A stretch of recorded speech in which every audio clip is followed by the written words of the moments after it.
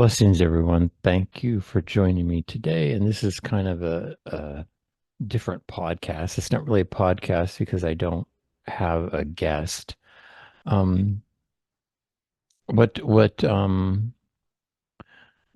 what's the impetus for this is that I recently read something about our rap singer, and I don't follow rap. I never really did.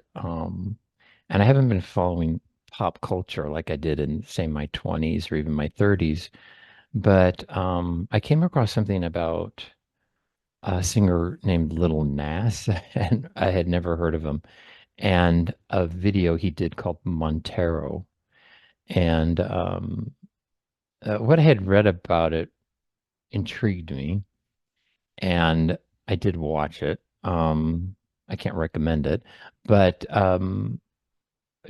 I started researching him and that music video because I was interested maybe in doing a podcast about it. And as in the process of me doing research, I came across a video that Jonathan Pageau had done on the Montero video. And I thought, well, and I listened to his commentary on the video and didn't agree with much of it. So I thought, I'm interested in doing a podcast about that video, maybe about his reaction to that, my commentary. And then that also took me back to another subject that I've been interested in looking at more closely, and that's Jordan Peterson's um, comments that he's made about homosexuality and his friend Bishop Aaron, his comments, which are very similar. And also, I thought since I'm doing the two of them, since I'm talking about the two of them, I'll talk about Jonathan Pageau as well because he's made similar comments, so I can see why the three of them um, are friendly and have done several podcasts together. So I thought, well, if I do that, I think I need to go back track a little bit um, and discuss some history because I don't want I'm trying to get ahead of something. I don't want people to say that my commentary regarding Pageau is tainted because of sort of a Twitter history that we have. And I kind of wanted to go over, I've been wanting to talk about that anyway.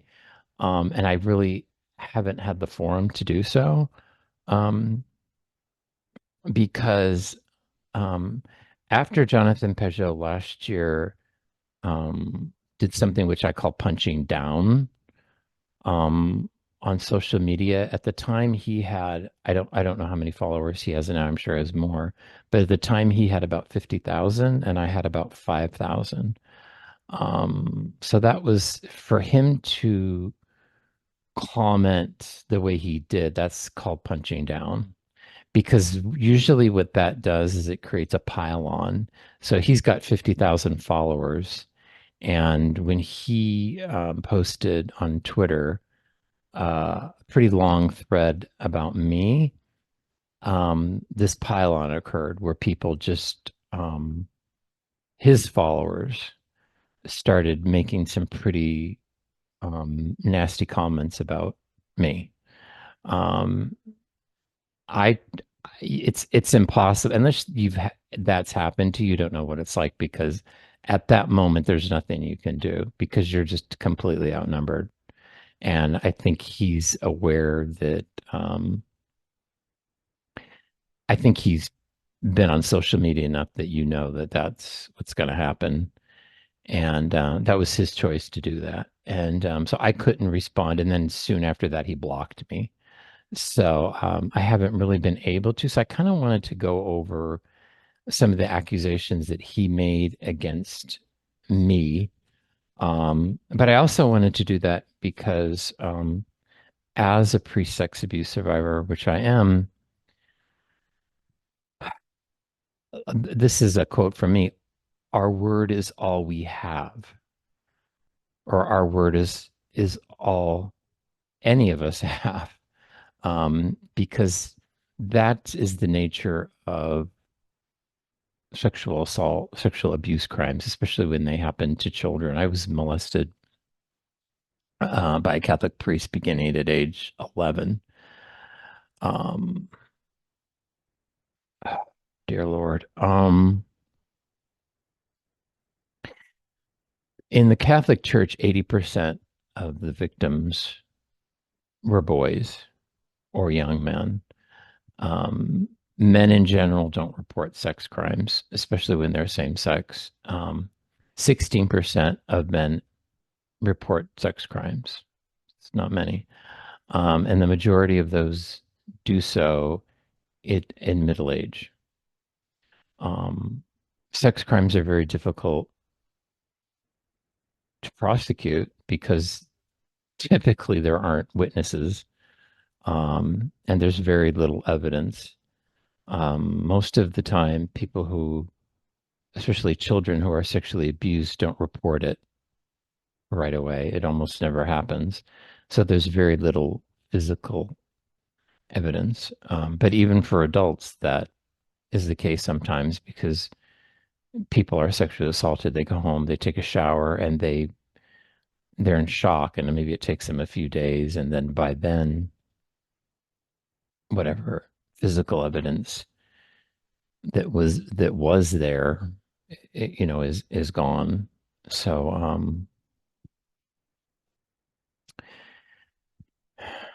I just wanted to get to the let me share my screen with all of you, give you a little background. um I was first made aware of Jordan Peterson a number of years ago. I think when he very first became sort of an international figure. The incident that I'm remembering was when he was a professor. I think it was at the University of Toronto, and there was some sort of Canadian law. I don't know if it had been enacted or not, but it had something to do with pronouns, the enforced compulsion that you had to use somebody's pronoun. I don't know. It's very confusing to me. I think it had something to do with transgenderism, and who could, somebody could determine what pronouns they use. And I as I recall, Jordan Peterson was pushing up against that, and I thought that was quite a brave thing to do. And I was really intrigued by his personality. In the very beginning, he had this very paternal, sort of patriarchal, fatherly persona. I think you saw that in the beginning because the majority of his followers were young, sort of disenfranchised young men. And he had a lot of these really interesting sort of sayings or quotes or quips.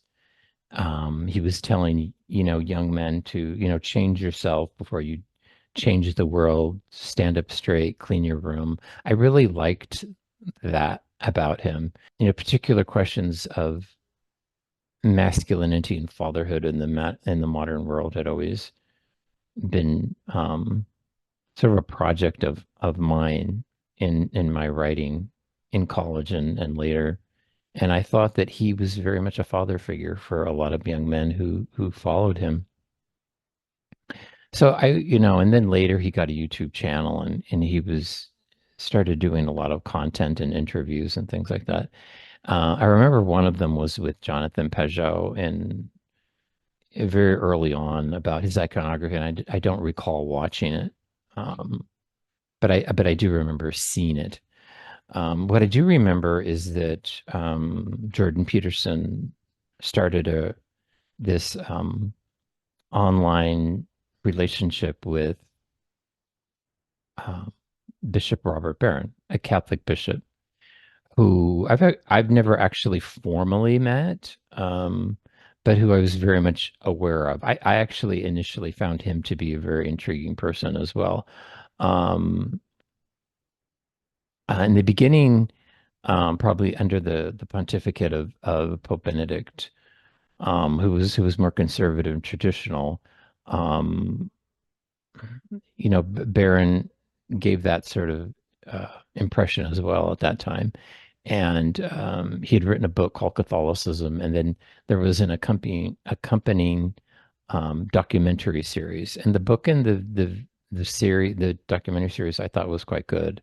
I thought what they were trying to do, and I appreciated this because my background and my college degrees are in art history, and I kind of thought what he was trying to do was sort of place these great works of art that a lot of people are aware of, even if they're not Catholic or not Christian, sort of trying to place them back in their Catholic context. And I thought that was a good idea. Um, so I was intrigued by him as well. That's when he was a priest. He wasn't a bishop at that time. I started seeing him appear with um, Jordan Peterson on this particular this what I'm showing right here. This was actually um, part of a larger conversation that they had about. I don't recall watching the whole thing, but I definitely watched this part about what was wrong with the church. And I was like, well, I'm kind of intrigued by this because I'm a sex abuse survivor. I'm Catholic. Maybe I'll get into a little bit later about some of my history in the Catholic Church. And I'm curious to what Bishop Barron is going to say. At the time in the United States, a lot of Catholics were leaving the church. And when they were polled and when they were questioned about this, a lot of it had to do with the pre-sex abuse scandal. I think the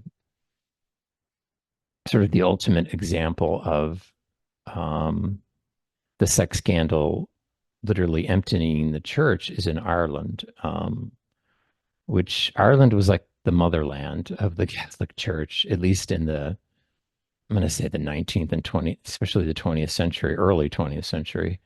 I mean, I was brought up by Irish priests. Um, Ireland had such a plethora of priests that they shipped them to the United States, which didn't. The sex abuse scandal hit Ireland particularly hard, um, and it's decimated the church there completely. And the Irish people have made it clear that the abuse is the reason for that happening. So I was interested. What's wrong with the church? I think they were using the term church in a very general way. And the Catholic Church, I mean, people when you say the church, they mean the Catholic Church. There was absolutely no mention of it in this conversation. I mean, no mention of the sex abuse scandal, but no mention of corruption in the hierarchy. That maybe that's a problem. That's kind of shocked me. Um, Bishop Barron turns up on Jonathan Pageau's podcast. He has his own. They had conversations about Catholicism. The topic never came up. It's a bit disconcerting for me because the Roman Catholic Church, I mean, certainly in the 20th century, although I've been looking into it more and more lately, but the abuse of boys specifically goes way back. It goes back pre 1054 in the West.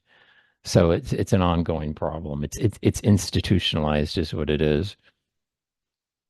So I kind of feel that when you have someone like Bishop Barron, he is the face of Roman Catholicism in the United States and the Catholic Church right now. And I'm sorry, I have some notes here. So if I'm looking down occasionally, that's why. I think having him as a guest, and I know podcasters are not journalists. That's because they inhabit this strange space sometimes. I think a journalist would have an obligation to ask tougher questions, not to ask Bishop Barron what his favorite flavor of ice cream is. But these conversations he's having with these podcasters like Peterson and Pageau and others are very softball. Um, they remind me of that old quote about how many angels dance on the head of a pin. This is the kind of stuff that they're talking about. They're not talking about the Catholic Church um, in terms of its current situation or even its past. Um, I have a bit of a problem with that. Um, Bishop Barron, let's say this real quick. So Bishop Barron was a priest.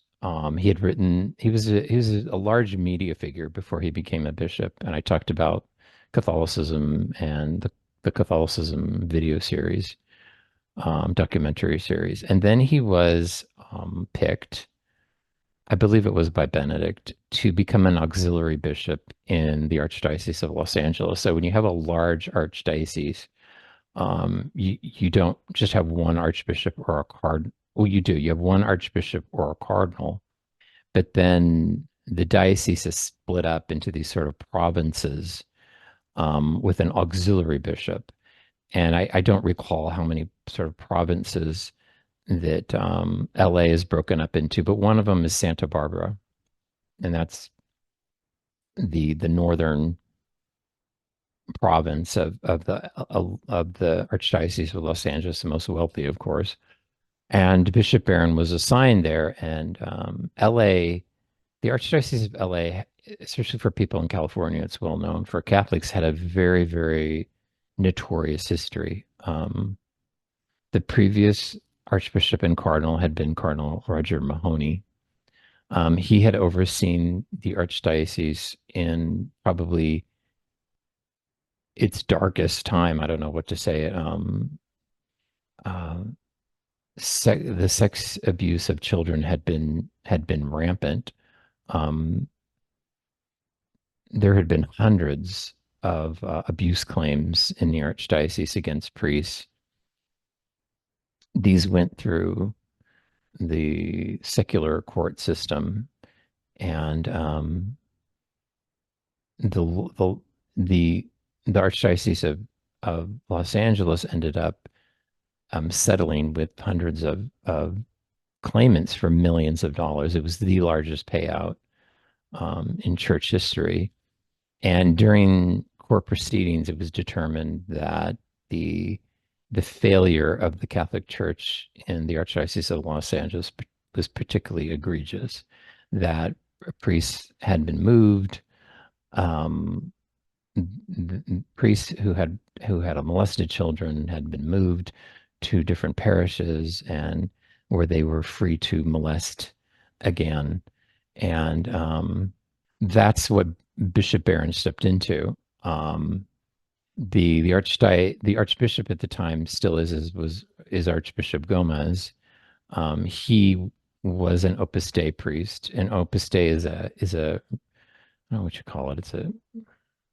I don't know if you don't really call it a religious order. I can't describe Opus Dei, but it's a institution within the Catholic Church that had a more traditional conservative reputation. So it was hoped that Gomez and then Barron was going to turn the Archdiocese of Los Angeles around, because um, simultaneously with the abuse of children in the archdiocese was a very heterodox reputation that Cardinal Roger Mahony had fostered in the archdiocese, with a lot of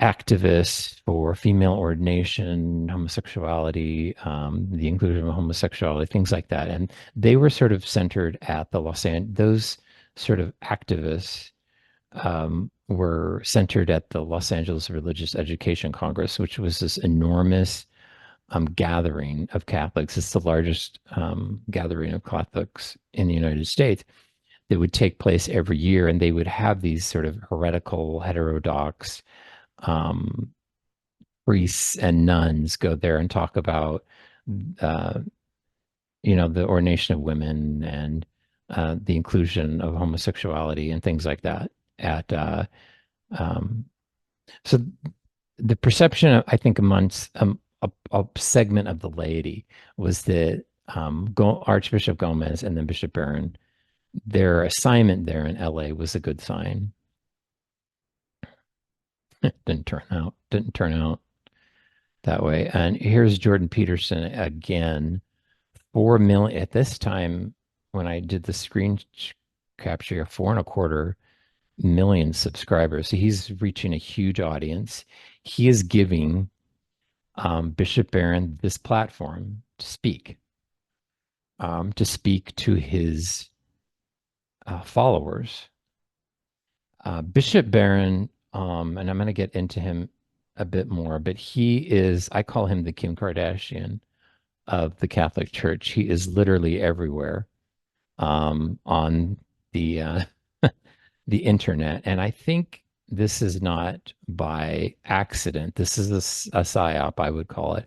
It's an attempt to rebrand or rehabilitate the image of the Catholic Church, specifically in the United States, because it's been incredibly damaged by the pre-sex abuse scandal starting in 2001 and 2002, which was when the Boston, um, the reporting by the Boston Globe, the scandal in Boston, which the Boston Globe detailed sort of pretty much everything that happened in Los Angeles, the institutionalized abuse of children, the attempts by the Catholic Church to cover it up by usually paying off victims and then moving priests where they would be able to abuse again. And this I would argue this is still taking place in the Catholic Church. They lie. I don't know why we would believe these people because they lied to us before. Why would they change now that they got caught? So back to Bishop Barron. I think he is trying to rehabilitate the image, like I said, of the Catholic Church, and he's doing this specifically on social media, and he's targeted podcasters that have younger audiences, sometimes predominantly male. Peterson and Pageau, I've already talked about. He's been on Lex Friedman's podcast.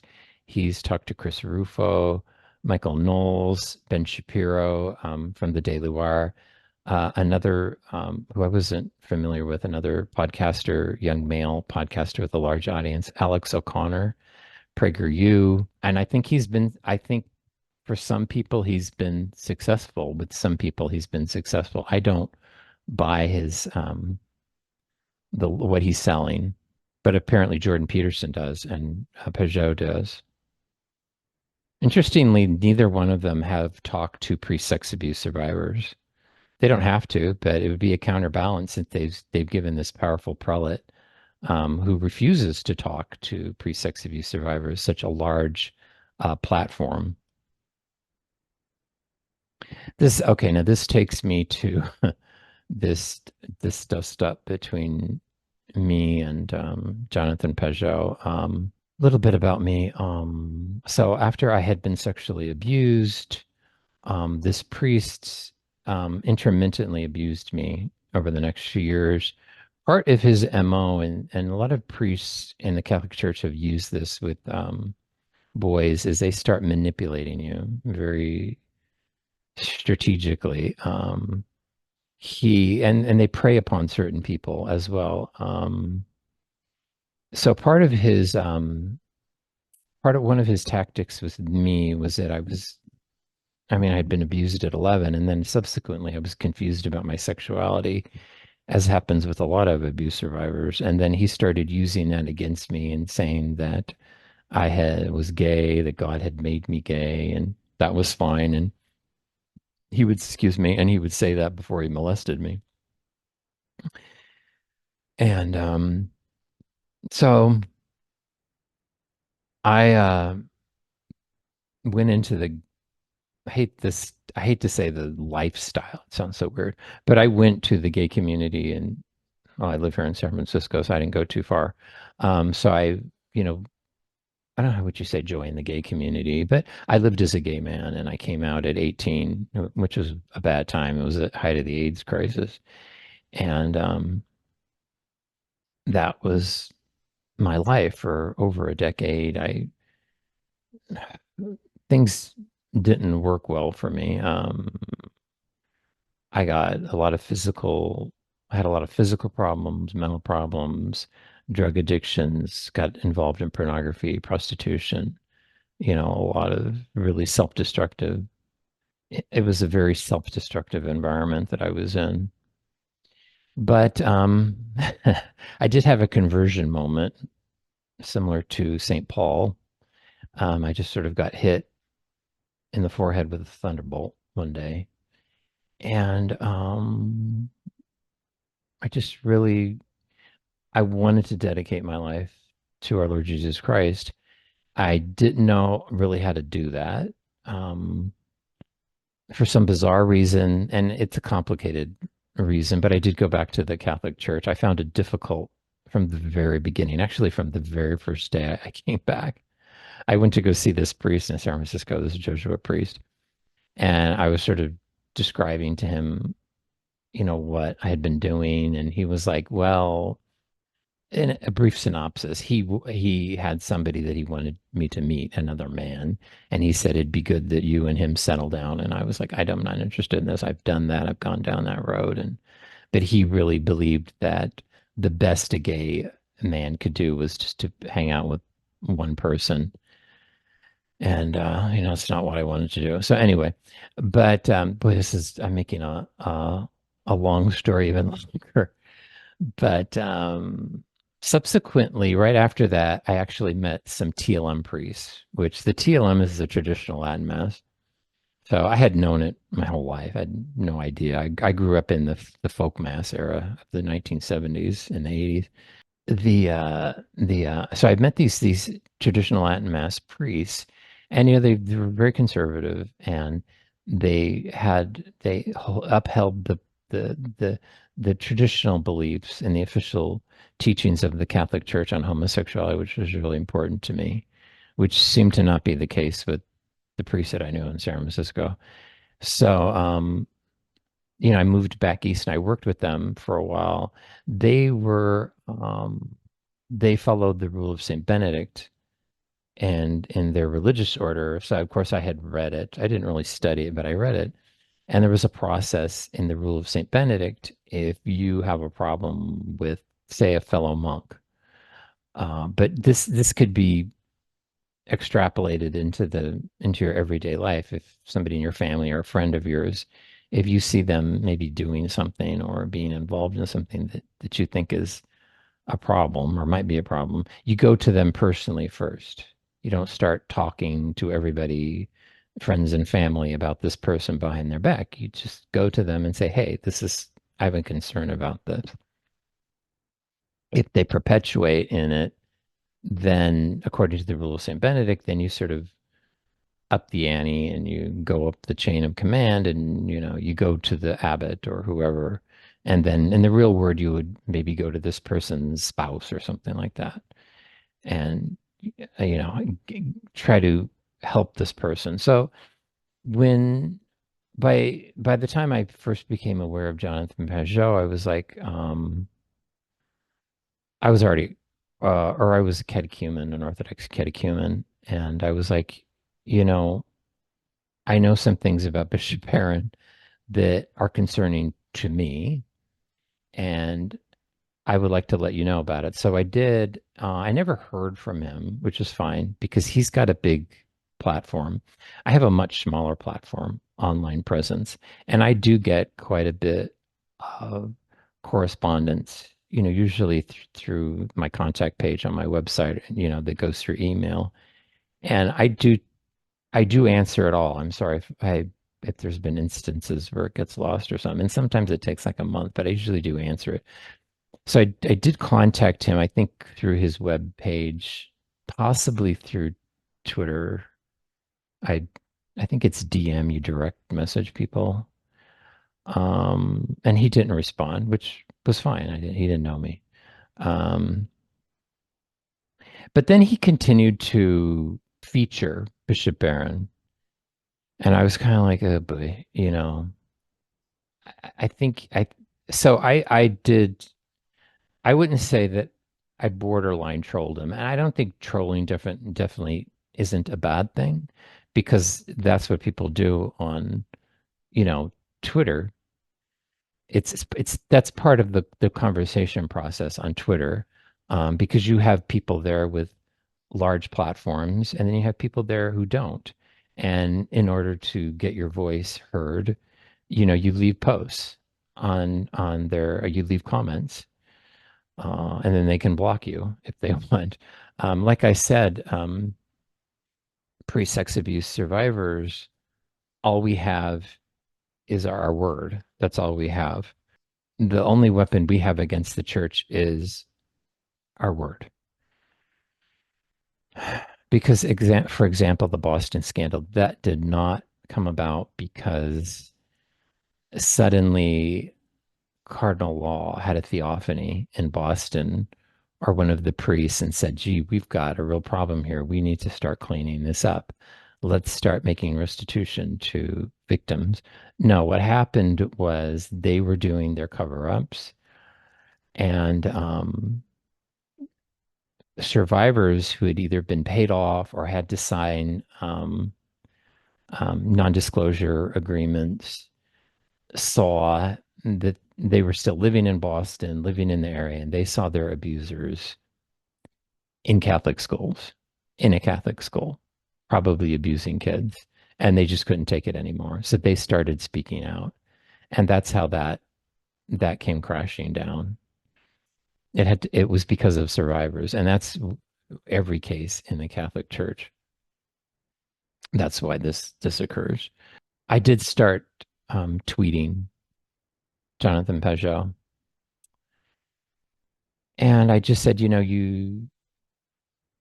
need to be aware of this guy, and what he's done and the institution that he's involved in.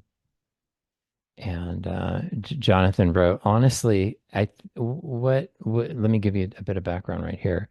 Is it I had um, Jonathan Pageau had featured Bishop Barron again, and I said, Bishop Barron blocked me. He blocked a survivor, and I was always, and you'll see this in a letter that that I had sent to Bishop Barron in 2018. I was always very respectful towards the hierarchy. I really, and I didn't need to be, considering what they had done to me, and to other survivors. But what I would do with Bishop Barron is, specifically in the Archdiocese of Los Angeles, or with from secular reports of abuse taking place, or just reporting that I had done myself, I would post it to his Twitter um, page, and I would say, "What do you think about this? What do you think about this case of abuse? What do you think about this cover up? What do you think about something that's going on at the Los Angeles Religious Education Congress?" And he blocked me for that. And I had written to Jonathan, I'd say he blocked me. I said, you still have access to Bishop Barron. Survivors do not. Would you please ask him about the abuse taking place, and not only in the Archdiocese of Los Angeles, but just in the Catholic Church in general, of which he is a representative. And he wrote, honestly, I'm on the verge of blocking you myself because you are persistently annoying, entitled, obsessed, and twist reality to fit your own sense that you are owed attention by everyone because of your experience. So it is hard not to sympathize with Bishop Barron. Hmm, okay.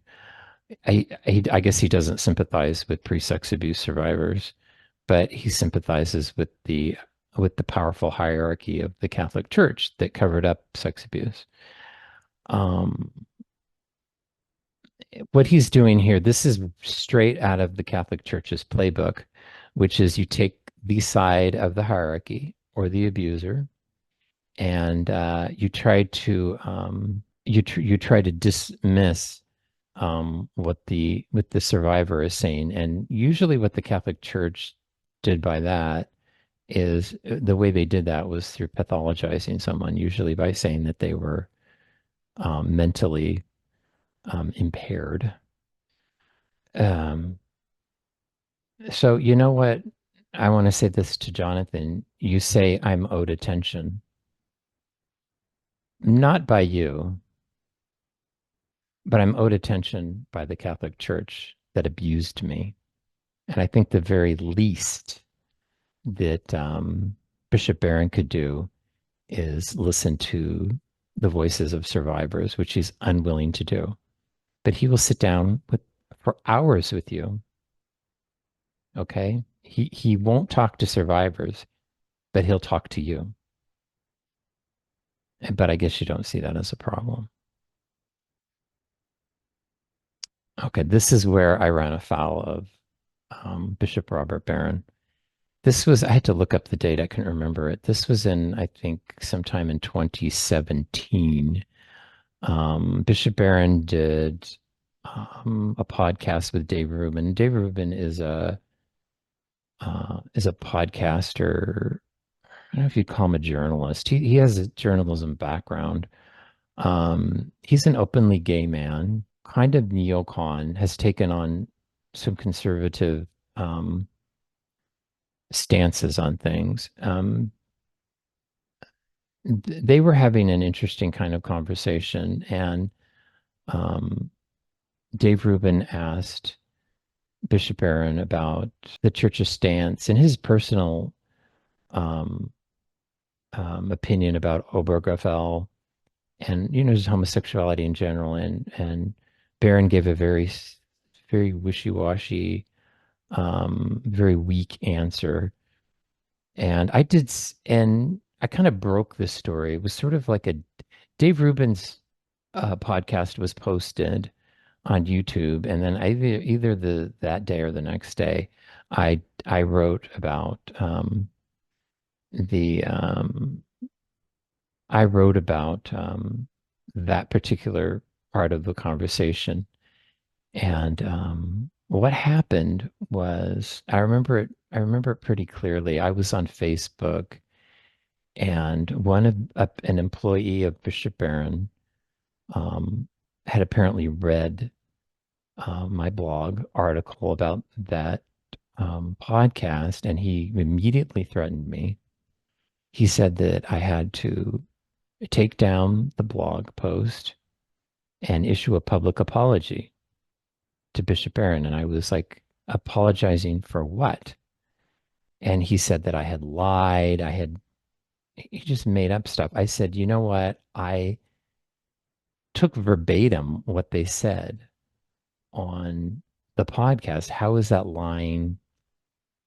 And he continued to um, threaten me. He said that um, I think he made the assumption that I was a professional Catholic. And what I mean by professional Catholic is somebody that makes their living off of being Catholic. They sell books, they sell t-shirts, they sell mugs, they go on speaking tours to different Catholic parishes.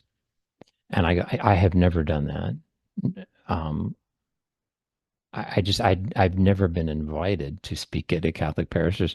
There's two priests that, if they're listening, I don't want them to get annoyed with me because there were two priests during my 20 years of ministry in the Catholic Church where I did get to speak at their parish, but that's because they were very close, I would say personal friends, and they um, said okay.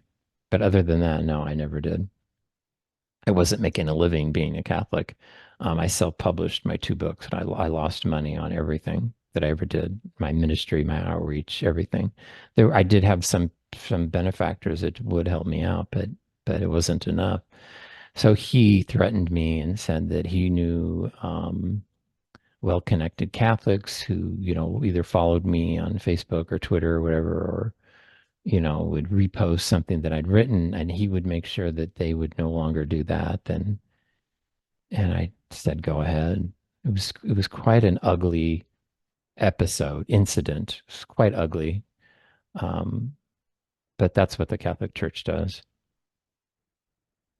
So I sort of kept pushing Jonathan on this issue about him having access to Bishop Barron while survivors do not, and in him not asking any substantive questions at all.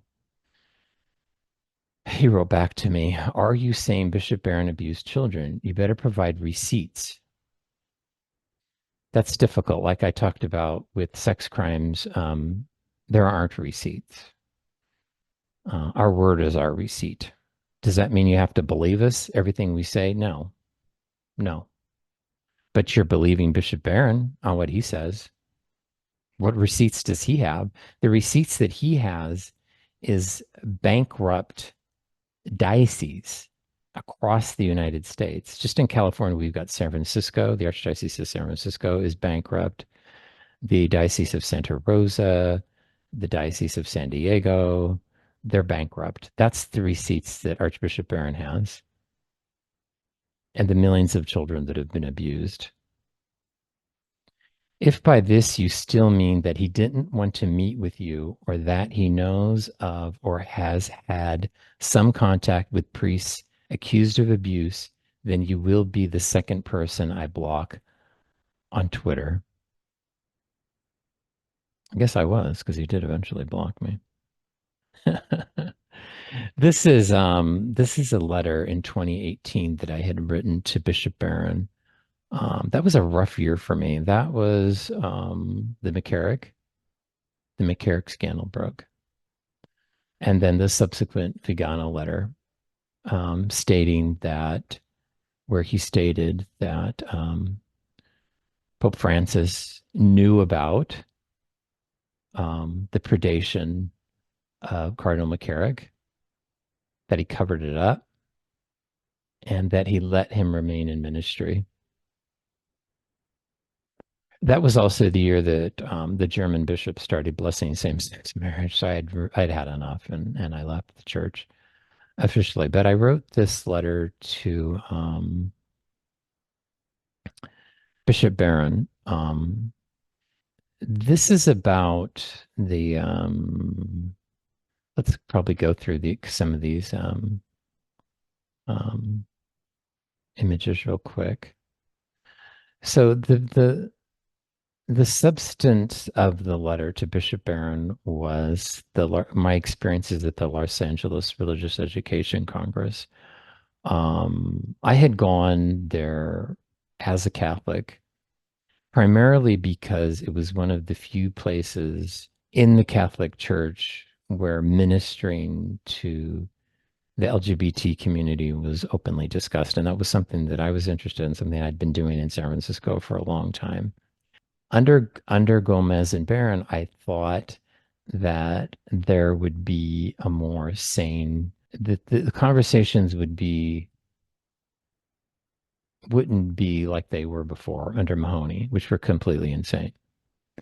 So I went to the LA Congress, and I was shocked to find that they were promoting some pretty sadistically disgusting things. At one of these congresses, they had a young lady there who identified now as male. She was transgender. I'd assumed that she probably had a double mastectomy. And she got up and talked about how wonderful and affirming the priest that she knew and her religious, um, the parish community that she came from, and how parents and children, parents of children who are possibly transgender, should be accepting and affirm their children in this new identity. And real quick, a bit of background on the LA Congress is that it's not really designed for the the typical lay Catholic from the pew. What it is it's a catechetical congress. So, and sometimes these people are required to go there. Priests, nuns, CCD teachers, teachers in Catholic schools, DREs. Those people, a lot of times, depending on their diocese, are required to attend this event, supposedly so they can better educate their students. So this is a Catholic priest that was he wasn't at there. He was one of the presenters at the transgender conference. And, I was having a discussion with him afterwards. There was a religious sister who was there. You can see the back of her head there. And she was concerned as I was. We were there were hundreds of people inside that auditorium. And I think we were the only two we're the only two standing there that went to talk to the priest. And we were really troubled by how they were telling parents and teachers to affirm very young children, prepubescent children in a transgender identity. And he was quite dismissive, quite patronizing, especially to the sister, borderline misogynistic. And it was very disheartening for me as a Catholic and as somebody who had come from that environment. This was another conference that they had on the transgender issue where they were recommending the use of the genderbread man. This is a detail of what that is. It's quite sick. So we want to go back now to the letter. I won't read the whole thing. Let's see. Let's just skip to okay. This is in the second paragraph. I'll read this little part. As a priest, sex abuse survivor, I was highly offended and troubled by what took place at the LA Congress because many of the talks were like a blueprint on how to molest a child. Tell them God made them gay, support them in their decisions, come across as sympathetic and reassuring. Let me see if I can blow the, yeah, there we go.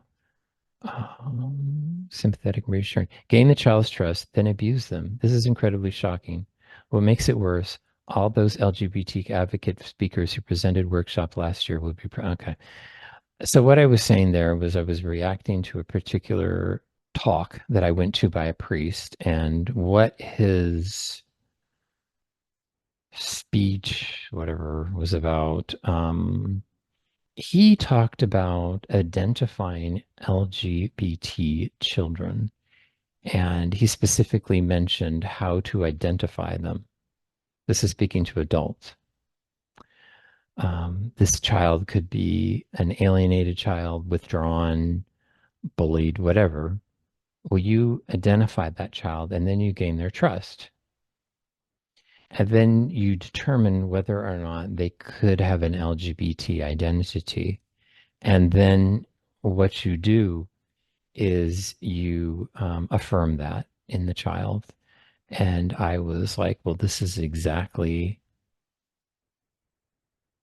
what happened to me. I was like, my God, this is very, very bad. I remember it very clearly. So I was at uh, this, okay.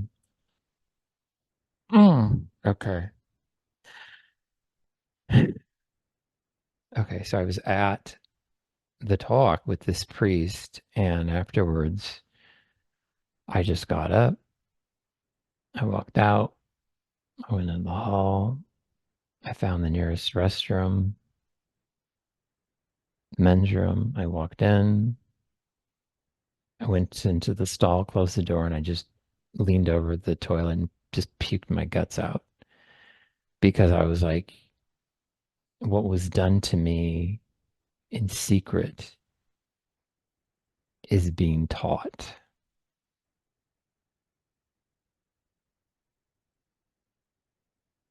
out in the open.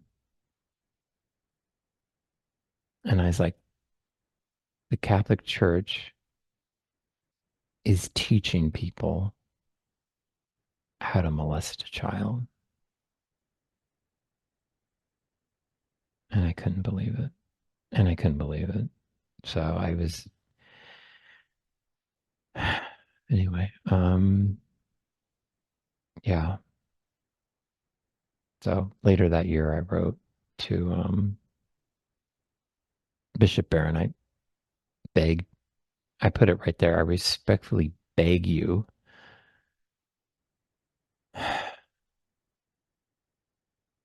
He never answered me. I really thought he would because I know that the Catholic Church, which is the hierarchy, has tried to give the impression that they are sympathetic and that they lend an ear to survivors. And he clearly did not. He had time to go on Jonathan Pageau and Jordan Peterson's podcasts multiple times, but he never had the time to answer me. And he's got a large staff because I became somewhat familiar with them. Carrying on. That's how the Catholic Church works. Where did Bishop Barron come from? He comes from the Archdiocese of Chicago, the dirtiest diocese in the Catholic Church. Chicago itself is known as a bit of a lawless city. It's had that history, Al Capone, and certainly nowadays it's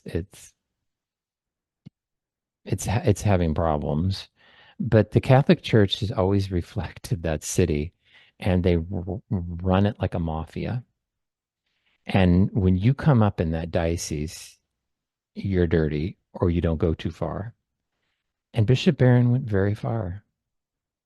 This is him as a young man, and this person in the middle is Archbishop Wilton Gregory, probably the most corrupt person in the U.S. Catholic Church. He was the president of the USCCB, the United States Catholic of Conference, the United States Conference of Catholic Bishops, which is the overseeing body of the Catholic Church in the United States. He was president during the Boston scandal. And he put together this much touted Dallas charter where supposedly children would no longer be abused. And in 2004, he said the scandalous history. It's over. It's over. And since then, children have continued to be abused, and the church has continued to cover it up. And he was in Atlanta for a while where he was corrupt as could be, got into some financial problems there. And in Washington, D.C., you had Theodore McCarrick, who was abusing boys and seminarians. And then after him, it was Cardinal Wuerl, who was equally corrupt. And then who takes over that hellhole? Right there, Wilton Gregory. This is some reporting from the Pillar, which I don't trust Catholic media, but this is a good one. So when actual abuse and this was probably I don't know. I wasn't a victim in this instance, so I'm not going to categorize it. Some people might say it was sexual harassment as opposed to abuse, but regardless, when that came to roost in Bishop Barron's media project, which is Word on Fire, he handled it just like the Catholic Church does, which was they tried to dismiss and discredit the victims, and they took the side of the accused, and they tried to cover it up. He learned well. This is as just an aside of how the Catholic Church works as well. This is the famous Jesuit priest James Martin, who's very pro-gay. So he has spoken several times at the Los Angeles Religious Education Congress. I've heard him speak there at least once, but I've also heard him speak in other venues. I know in San Francisco once. And how he works is he'll give his speech. And usually at these sort of things, you have a Q&A. That's the most interesting part of these sort of discussions. Well, what he does, it's what his with his Q&A is the moderator or somebody that's, working at the event will present or give out pieces of paper to the people in the audience. If you have a question, you write down your question on a piece of paper. You give it to them in a basket or wherever. They go through it and they select which questions that they want to answer. So that's the way they operate. They will speak to you when they want to, not when you want to. And if they choose to ignore you, they will ignore you. If they choose to block you, they will block you. Bishop Barron, I think this is at the Los Angeles Religious Education Congress. Bishop Barron again with Jonathan Romy, who's quite pro-gay. Is right here. This is Father Stephen Grunow, who is, I guess you would call him Bishop Barron's assistant. For a time, he was sort of my contact person there. I did email him. I know I emailed him. We emailed each other back and forth a few times about my concerns with the Los Angeles Religious Education Congress. I believe we talked on the phone a few times, and he always assured me that he would relay those messages to Bishop Barron. That's Father Grunow again. Father Grunow again. Okay, this is where it got very heated between me and Jonathan Pageau because I kept pressing him on this issue. I said, you know, you have access to Bishop Barron. Survivors do not. Could you please ask him about the issue of sex abuse in the church? And he wrote, I hate doing this. You know, when people say, I hate doing this, don't believe them because if they hated doing it, they wouldn't do it. I hate doing this, but it is getting out of control. Me tweeting him is getting out of control. Okay. Joseph Chambra started tweeting at me several months ago, decrying me for speaking to Bishop Barron. He told me Bishop Barron had covered up for child sex abusers in the church. Read below. I stand by that. Every bishop has, probably except Bishop Strickland, who was fired.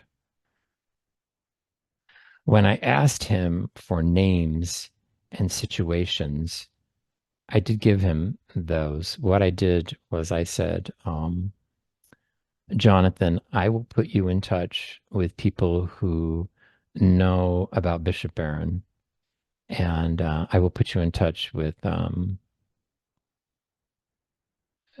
different survivors who know about what's going on in the Catholic Church, which you seem to not.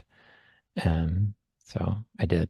He continually gave me a vague runaround. I found out that what he meant. I found out that what he meant. I found out from whom? Bishop Barron? I found out. I found out that what he meant by this was that Bishop Barron had refused to meet with him as a sexual abuse survivor, and that seems to have really ticked him off. Okay, let's go back to the letter from 2018. Last paragraph. Survivors, all we have is our word. So we're real careful about the words we use. This is what I said to Bishop Barron. I respectfully beg you, not only as an abuse victim, but as someone who has ministered to the LGBT community for many years, as a sign of solidarity and protest, to not attend the 2019 Congress. Please feel free to contact me. And that was my address. His address was up here, which I also blocked out. And never asked him to meet with me. First lie. Bishop Barron had refused to meet with him as a sexual abuse survivor, and that seems to have really ticked him off. Even if it should. I get sodomized by a Catholic priest, and then I got pushed around, gaslit in the Catholic Church, and they can't spare 5 minutes for me. I didn't ask for it, but they should have gave it to me, and they should give it to every other survivor. He don't need to go on your podcast and talk about how many angels dance on the head of a pin. He should be sitting in his office talking to abuse survivors. Jonathan Pageau. In fact, Chambra hounded, this is lie number two. Trying to keep calm here. In fact, Chambra hounded Barron through letters and by following him to his car in public. A lie. A total lie. How would he even know that? Did Jonathan Pageau hire private investigators to follow me around to see what I was doing? He's that invested in Bishop Barron, I guess. Let me tell you one thing about Bishop Barron. Nothing even comes close to me following him in his car. I would never do that. I would never do that. I have a hard enough time just getting through life after what I've been through in the Catholic Church. I've been through psychiatric therapy for 20 years. You know, when this is how my abuse went down the first time. I was in the restroom, the boys' laboratory at school, and the priest had been watching me. He followed me into the restroom. I was standing at the urinal, and he came up and raped me. After that,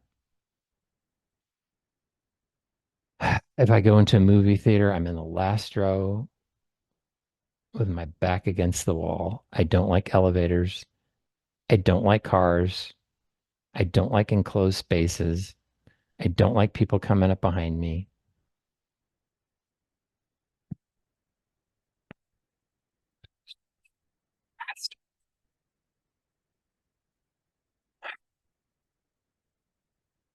I would not follow somebody to their car.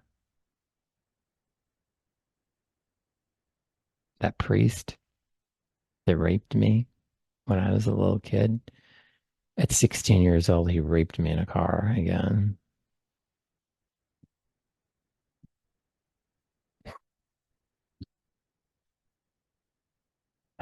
Okay, cool down. Cool down.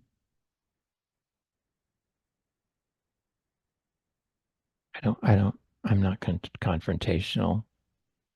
I didn't do that. I didn't do that. Okay, let me tell you what one thing that happened that went down is that Bishop Barron just, wasn't, he never acknowledged, I had sent him letters, I sent him registered letters. That same letter over again. I didn't write new ones. I don't have, no, I'm not doing that. It took enough blood, sweat, and tears to write that one. So I had planned to meet some friends in Santa Barbara. And I thought, you know what? I'm in Santa Barbara. I'm gonna pop by Bishop Barron's office. So I went to the Archdiocese of LA, found the address of his office, which was public knowledge. There on the Archdiocese website. I popped over there, had the letter in my hand, knocked at the door. A lady answered the door, and I said, "Didn't ask for Bishop Barron." I said, "Could you please give this to Bishop Barron? It's really important to me." And she was quite a nice lady, very cordial. I don't know what her job was there. And she said, "Yes, I will give it to him immediately." It was very sweet of her to do that, and I assume she did. Okay. He just kept upping the ante with me until he posted this gem after I quoted Sinead O'Connor calling Barron the church's worst abusers. He is. Like myself, this is me. Like myself, Sinead. This is like Jonathan Pageau's attempt to own me, and he owns himself. Like myself, Sinead was a survivor of abuse in the Catholic Church. But you collaborate with one of the church's worst abusers. I stand by that. Stand by it 100%.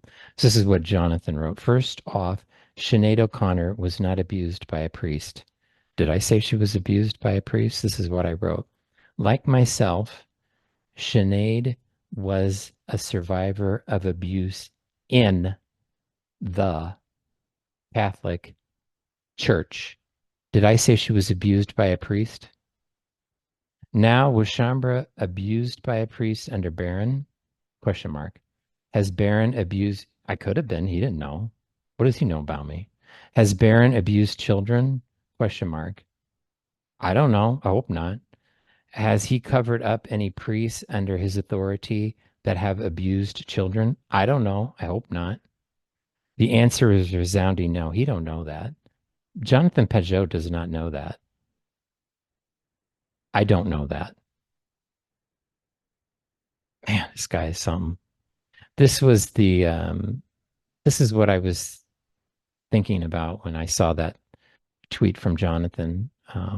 This was soon after Sinead O'Connor, God rest her soul, her demise.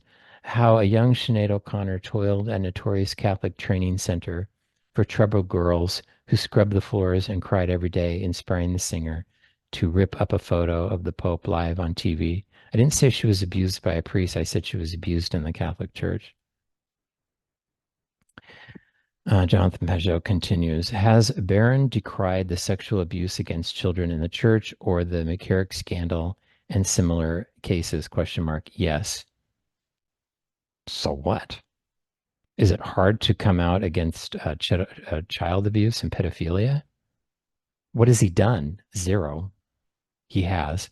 All Chambra has is vague insinuations and guilt by association because Barron has been in the same events with this or that Catholic advocacy group. I don't know what he's talking about. I have no idea. You know, Bishop Barron, Jonathan Pageau, Bishop Barron is not a good guy. Do you know who his boss is? Do you know who he swears allegiance to? Do you know? Pope Francis. Pope Francis covered up for the abuse of Cardinal McCarrick, and he knew it. And do you think that was just a fluke? Well, no, there's another priest called Father Rupnik, and he covered up for him too. That's Bishop Barron's boss. Get it? So why does Chambra think it is owed him that Barron meet with him? Again, lie. Never asked to meet with Bishop Barron. I don't want to meet with him. This is really an ego problem. Chambra has been obsessed, tweeting at me with every chance he has to accuse me of associating with a horrible man like Barron or Spencer Clavin or Charles Murray. The other two guys aren't horrible, but Bishop Barron is a horrible man, and you are associating with them. So guilty as charged. I think what he's referring to Charles Murray, I think he's referring to Douglas Murray. And I think he refers to those two because they're both homosexual. I'm going to talk about Spencer Clavin in a minute because I think that's worth talking about. Chambra also keeps attacking me for not attacking. I'm putting up a tweet and that's attacking. Try getting raped in a boy's bathroom as 11 years old. That's an attack. This is a tweet. Snowflake. Chambra also keeps attacking me for not wanting to meet with him myself. That the never wanted to meet with this guy. He lives in Canada, as far as I know. I live in San Francisco. I don't want to meet with him. I have no desire to meet with this person. I don't want to meet with Bishop Barron. Why do I want to meet with you? Total lie. Talk about an ego.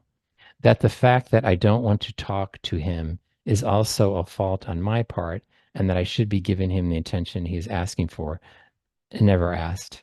I did tell Jonathan that if he wanted to interview an abuse survivor, that I would definitely recommend some people that have done quite a bit of media and that they would be willing to talk with him, but he don't want to. He's too busy with Bishop Barron.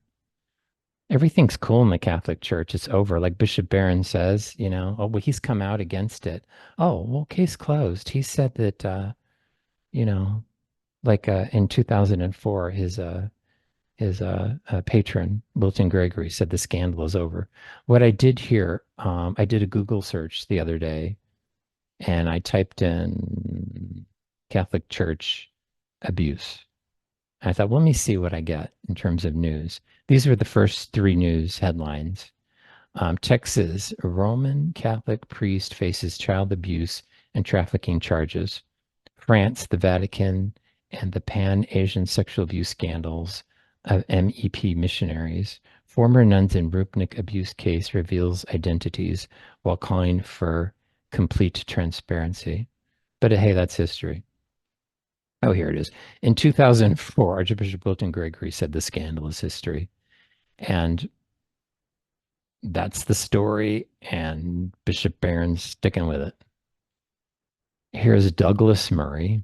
I think the Spencer Clavin issue is kind of worth mentioning because I think it goes to the heart of how Jonathan Pageau operates. He has access to these people, and he can challenge them um, if he would like. Because let me flip to this one real quick here, and then Jonathan, this screed keeps going. Jonathan said, I didn't tweet all of this, all of my tweets together aren't half of what he's tweeting to me. So, as an Orthodox Christian, I've said on several occasions that sodomy, and not just between men, is a sin. So is promiscuity and sex outside of marriage. So is greed and pride and lying. I also know that I am the worst of sinners. I even think Catholics and Protestants are heretics. Good for you. Yeah, you're saying it here, but what have you actually done about it? Here you're playing to your audience, your followers. You have an opportunity with Bishop Barron to talk about some of these issues. Did you? Did you challenge him on how the Catholic Church has handled the abuse of children? No, you didn't. And that's the thing about these online personalities, especially Pageau and Peterson. Their written content is rather lacking. He's hasn't published much at all. And what I mean by publish, I mean traditionally published with paper, a book. And neither has Peterson, although their online content is voluminous. So it's very difficult to tie them down sometimes because I actually, when I was thinking about doing this reaction video, I actually looked and I'm happy to be proven wrong, but I actually looked to see where because he says I've said several occasions, I couldn't find it. I really couldn't find much. But see, that's the problem with these people. They don't write a lot of stuff down. They do a lot of ethereal content, which is very difficult to track down. So when Jonathan did have the opportunity to speak out, talking to Spencer Clavin, he didn't do so. He has a lot of opportunities, Jonathan Pageau. Um, Spencer Clavin is, like I said, self-professed gay man. He's now married to another guy. I find what he's doing particularly egregious because he's influencing other people. I'm very sympathetic towards um, drag queens, gays, uh, transgender people, people at street level, very sympathetic. People in the ivory tower, not so much, including priests, because what Spencer Clavin is doing is he's twisting scripture. This is I got this off the internet. It was from an evangelical site. And this is what they wrote about Spencer Clavin. Spencer Clavin, host of the aptly named Young Heretics podcast, boasts his linguistic knowledge, whereby he redefines Leviticus and Paul's reference in Corinthians to refer primarily to pedophilia and abuse of power relationships. I heard this in the Catholic Church for years. This is how they twist scripture into interpreting in a way where it becomes gay affirmative. Well, Paul wasn't really talking about the modern concept of homosexuality and two guys getting married. It was this other stuff. It was about slave master relationships. Recently, um, James Martin has been verbatim saying this stuff. And Jonathan Pageau says he stands for all these principles, but when he has people on that, are in a difficult space that are actually lying to people, he doesn't challenge him. That's his prerogative. But don't say you're this paragon of truth and a truth when you don't even talk to people. And this was thought was rather bizarre. The first steps towards saving the West. What does a gay guy know about saving the West? Homosexuality was, let me give you a brief, history. Wasn't homosexuality has always been a sign of cultural collapse, not renewal. Okay. If we look at Rome under Commodus, I mean, that's where it really took a dive. And then with Elagabalus, total dive, took a dive. Then you have the crisis of the third century, and it just, starts coming down. In the Renaissance, you have this, especially under the Medici, you just have this strong obsession with homosexuality and even pedophilia. And then that purviews the the schism, the Reformation, and half the Catholic Church says, I'm done with this. I'm done with the corruption. I'm done with the child abuse. I'm done with the perversity. Bye, we're leaving. Thank you very much. And then you have the collapse of the British Empire during that time with Oscar Wilde. There was quite a bit of homoeroticism. And then just in Weimar Germany, and the time we're living in right now. But Jonathan Pageau seems to think that homosexuals can save Western civilization.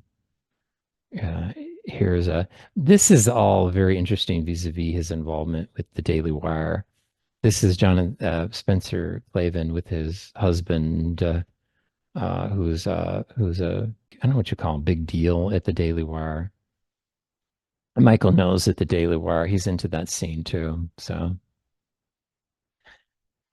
this was an interesting observation from my friend Steve Skojek. He's an ex-Catholic. Thanks, Steve. If only on a purely, this is what I wrote. Jonathan Pageau asks a gay married, Jonathan Pageau asks a guy married to another dude how to save the West. Jonathan Pageau is a psyop. Stand by it. It's true. That's called trolling. So for that guilty as charged, I don't think that's attacking. That's just giving my opinion. That's an attack. Well, hey, fine. You want to live in an echo chamber, go ahead. So Steve Skojek said, if only on a purely demographic basis, this is a fair point. I'm fine with eschewing the genetic fallacy. I think people I disagree with on some things can still offer wisdom on others, but Jonathan Pageau is all about the deeper symbolism of things. So what does this symbolize? Here he is hanging out with the crew and the Kim Kardashian of the Catholic Church, helping him to rehabilitate its image while they continue to abuse and cover up the rape of children. Let's go to this middle one since I've addressed this. But the idea that every time I meet with someone who disagrees with me is not orthodox, does not live. Oh, let me start over. But the idea that every time I meet with someone who disagrees with me is not orthodox, does not live the idea of Christian life, that I should be calling them out or pointing out their sin or telling them they should meet with Joseph Chambra is an insane proposition. Of course not. I don't do that. I don't do that. But again, you have the opportunity and you claim to be standing for the truth, but I don't see where you do that. I'm going to talk about this in the podcast I do about how they address homosexuality. This is a very weak, I think, argument because it's so very self-aggrandizing. It's like, oh, I'm the nice one. I don't challenge people. I just accompany them. This was a catchphrase that they used in the Catholic Church a lot. We're going to accompany people. Well, what does that mean? I guess it essentially means is you just sit there and don't say anything. It's kind of like taken to the extreme. If you uh, had an interview with Ghislaine Maxwell. Well, let's not talk about Jeffrey Epstein. Let's talk about her fashion sense, which seemed to be quite good. Let's not challenge her on anything.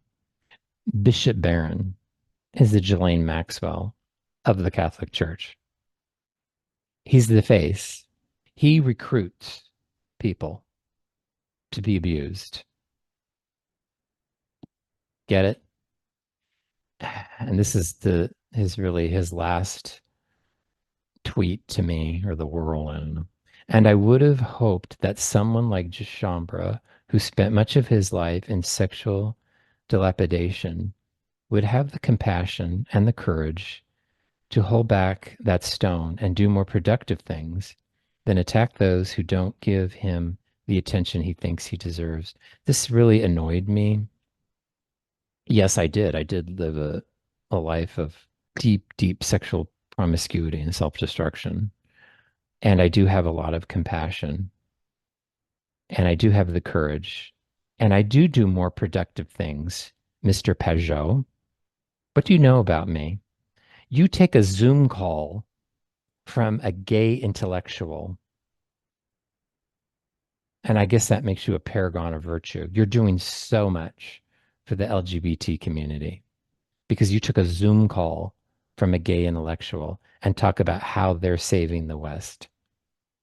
Do you know what I do? Do you know what I've done for 20 years?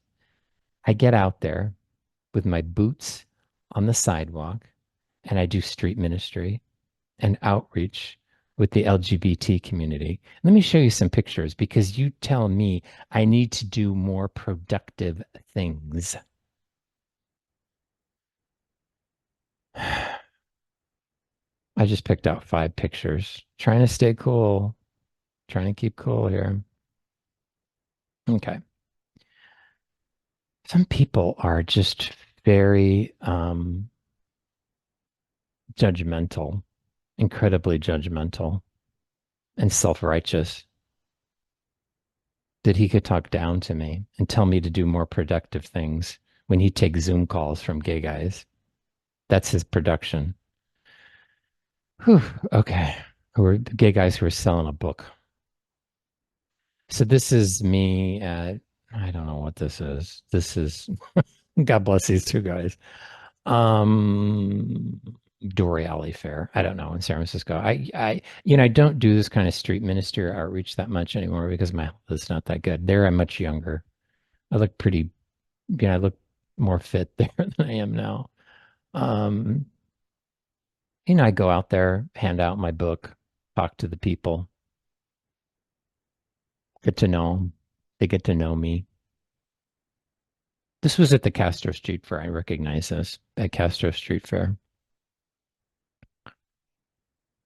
I remember this quite well. I think this is Folsom Street Fair, and I talked to this person, and we had a nice conversation. And I hear a little bit what you can do in 3 to 5 minutes. I hear a little bit of their story. They hear my story. I have my website there. They can read more about, what I'm talking about. And this is at Pride, the big Pride event. That's the San Francisco Pride is the largest gathering of the LGBT community in the world. It's over 1 million people. So this was just a group of young people that I talked with briefly. And, I've got my website. I was probably handing out rosaries that day or something. And usually, excuse me, I would have like a little packet with a rosary and some prayer cards and more information about, what I'm doing in my ministry. See, is that it? No, no, no. I got one more. This, I think, is at Pride too. So that was me. I go out there with the big signs and the t-shirts, and I had great volunteers sometimes. God bless all you guys for listening. And he blocked me. So I really couldn't say much. JD Flynn, God bless you from the pillar. He was watching, I guess, this go down, and I was getting piled on, and Pageau was punching down, and doing what he felt he needed to do, although he said, I hate doing it. JD, God bless you again. I don't know who you are. I love that. Okay. I don't know who you are, but you have a pretty big platform. And to be jumping on someone who is obviously, by his own admission, hurting, what is the advantage of that? The advantage of that is why he talks to Bishop Barron. Clicks. And Bishop Barron continues his world tour. And we'll talk about this later. So thanks for sticking with me, everyone. That was a bit, I don't know, that was a bit tedious for me. And I didn't enjoy doing that. But I kind of felt like, like I said, I look back at my notes again. Our word is all we have as pre-sex abuse survivors. It's all we have. So when somebody like Jonathan Pageau comes out and publicly, I'm not going to call what he did an attack. He said I attacked him for tweeting. Um, what he did, he's free to do. But I really didn't have the opportunity to defend my word, and my word is all I have. So, I mean, I wish him well.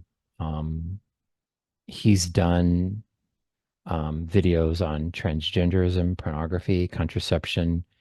Like I mentioned, he did that one on Little Nas, the rapper. He's certainly done controversial topics, but when he talks to Bishop Barron, he doesn't want to talk about any of this. And I guess that's his prerogative, but that's also my prerogative to challenge him on that decision. And he clearly didn't like it. But you know what? That's too bad. And he blocked me, and that's fine. But I think I have a point. And I think the point I'm making is that there are the sins of omission and commission. And let me just read this one quote from Alexander Solzhenitsyn. Let your credo be this: let the lie come into the world. Let it even triumph, but not through me. The simple step of a courageous individual is not to take part in the lie. One word of truth outweighs the world. And I would hope that these men like Jordan Peterson and Jonathan Pageau, who have claimed that they stand for the truth, would stand for the truth. I don't know how else to say it. And silence is complicity. And I just think it's really, really odd. I used the Ghislaine Maxwell example. I just think it's very strange that you would continually and repeatedly offer your very influential and powerful form to a man like Bishop Barron, who has sworn allegiance to someone who has protected and even promoted pedophiles. And you don't ask him about that. As far as I'm concerned, I wouldn't give him the forum. I don't think Bishop Barron is that unique or that bright or that interesting. I think there's a lot more people who have a lot more going on than him. But for whatever reason, they feel very attached to him. And Pageau has defended him. And you're going to have to live with that, not me. By the way, Jordan Peterson blocked me too at the same time, which is sort of bizarre because I never really tweeted him much. Um, because uh, I thought that Jonathan Pageau has a greater sense of responsibility because he is Orthodox and he should know better, but apparently he doesn't. So I wish them all well, and hopefully in the next coming couple of months, I was going to do the podcasts on their statements on homosexuality because I think it's important because they have influence over a lot of people. And also, I wanted to do that podcast on the Little Nas video, which I thought was kind of interesting. I thought it revealed quite a bit. So thank you very much. And God bless you.